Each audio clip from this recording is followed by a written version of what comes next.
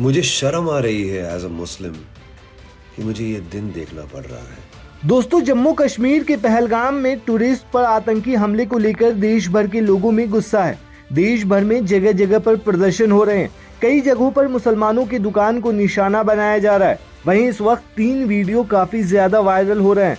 एक वीडियो गायक और संगीतकार सलीम मर्चेंट का है, जिसमें वो कह रहे हैं कि मुझे मुसलमान होते हुए शर्म आ रही है। मुझे शर्म आ रही है एज अ मुस्लिम कि मुझे ये दिन देखना पड़ रहा है।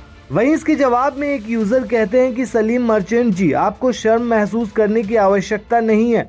वो न हिंदू थे न मुसलमान, वो केवल एक आतंकवादी थे जिन्होंने जान गंवाई। वो मुसलमान भी थे, केवल हिंदू नहीं।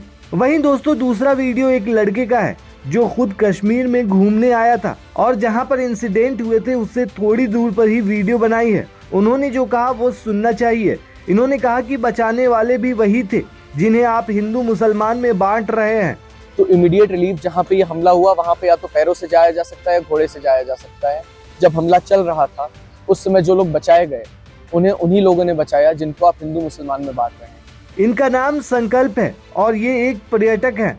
वहीं तीसरा वीडियो हरियाणा के अंबाला का है, जहां पर शमा बिरयानी शॉप में लोगों ने तोड़ फोड़ कर दी। चलिए दोस्तों, एक एक करके आपको पूरी बात बताते हैं। दरअसल दोस्तों, जम्मू कश्मीर को लेकर लोगों के अंदर गुस्सा भरा हुआ है और ये जायज भी है, होना भी चाहिए। जिस तरह से मासूम लोगों का जो कत्लेआम हुआ है, ऐसे में माफी की कोई गुंजाइश नहीं है। लेकिन इसे हिंदू और मुस्लिम से जोड़ना कितना सही है? मासूम लोगों को बचाने के लिए सैयद हुसैन शाह ने तो आतंकियों से राइफल तक छीनने की कोशिश की, उसके बाद वो शहीद हो गए। उनकी मां का एक वीडियो भी वायरल है जिसमें वो बता रही हैं कि वो घर का अकेला कमाने वाला था, अब घर कैसे चलेगा। तो इसे मजहब से जोड़ना कितना सही है, आप ही बताएं। वहीं दोस्तों, अंबाला में लोगों का गुस्सा एक बिरयानी की दुकान पर फूट पड़ा। शमा बिरयानी शॉप में लोगों ने जहां तोड़ फोड़ की, वहीं एक रेहड़ी भी पलट दी। गौरतलब है कि इस रेहड़ी और बिरयानी की दुकान को मुस्लिम शख्स चलाते थे। इस दौरान पुलिस के कुछ जवान भी बीच बचाव करने के लिए आए, लेकिन तब तक लोगों ने बोर्ड और दुकान के अंदर तोड़ फोड़ कर दी थी। उधर 300 मीटर दूर जूस की रेहड़ी और फूलों की रेहड़ी को पलट दिया गया और सामान सड़क पर बिखेर दिया। कैंट के सदर बाजार और राय मार्केट में ये घटनाएं पेश आई हैं। दोस्तों, बताया जा रहा है कि बिरयानी की 3 दुकानों में तोड़ फोड़ की गई है। इसके साथ ही कारीगर के साथ मारपीट भी की गई है। घटना के बाद अब तक पुलिस को शिकायत नहीं दी गई है। हालांकि पुलिस ने बीच बचाव जरूर किया है। आपको बता दें दोस्तों कि पहलगाम हमले में हरियाणा के करनाल के लेफ्टिनेंट विनय नरवाल भी मारे गए हैं। वो पत्नी के साथ हनीमून ट्रिप पे थे। कुल 26 लोगों की मौत इस हमले में हुई है। वहीं दोस्तों, एक और वीडियो वायरल हो रहा है जिसमें मुसलमानों के लिए आपत्तिजनक शब्दों का इस्तेमाल किया जा रहा है। ये वीडियो राजस्थान का बताया जा रहा है। वहीं दूसरी तरफ एक लड़के का भी वीडियो काफी ज्यादा वायरल है, जिसमें वो कह रहा है कि बचाने वाले भी वही थे जिन्हें आप हिंदू मुस्लिम में बांट रहे हैं। पहले आप ये वीडियो देखिए। हमारे पीछे ये जो स्नो कैप पहाड़ियाँ हैं उनके नीचे जो पाइन ट्रीज हैं वही है बैसारन वैली। वहाँ पे 28 लोगों की निर्मम रूप से आतंकवादियों द्वारा हत्या कर दी गई। वो निर्दोष टूरिस्ट जो अपनों के साथ इस जगह को घूमने आए थे, उनका कोई कसूर नहीं था, उनको मार दिया गया। और कहा जाता है कि उनका धर्म पूछ के उन्हें मार दिया गया। और जब ये देखा और जब इस पर मैं लगातार न्यूज़ देख रहा हूँ कि बराबर इसी तरह से इस बारे में बात हो रही है, तो मुझे लगा कि क्योंकि हम जिंदा हैं फॉर्चुनेटली, तो मुझे लगा कि जिंदा कौमों को बात करनी चाहिए, इसलिए वीडियो बनाना बहुत ज़रूरी हो गया। कल जब यहाँ पे हमला हुआ तब हम लोग अरू वैली में थे और जब हम लोग नीचे आ रहे थे तो करीब 4:30 बजे हमारे घर वालों के फ़ोन जब बजने शुरू हुए, जैसे ही हम नेटवर्क क्षेत्र में आए तो हमें पता लगा कि हमारे घर वाले बहुत ज़्यादा पैनिक में रो रहे थे, बिलख रहे थे, परेशान थे। हमारे होटल से हमको फ़ोन आ रहे थे कि सर हमें आपकी बड़ी चिंता हो रही है, आप लोग कहाँ पे हैं।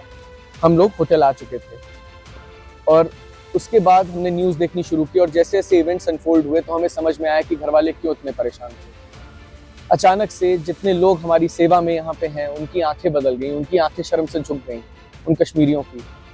इसलिए 2-4 बातें बहुत ज़रूरी हो गई कहना। सबसे पहले ये कि जो 28 लोग वहाँ पे मार दिए गए, जिनके परिवार उजड़ गए, उनके लिए किसी भी हद तक अगर संवेदना व्यक्त की जाए ना, वो पूरी नहीं हो सकती। क्योंकि वो लॉस इररिपेयरेबल है। वो यहाँ पे क्या करने आए थे? वो जिंदगी का आनंद लेने आए थे। जिंदगी ही नहीं रही, परिवार उजड़ गए।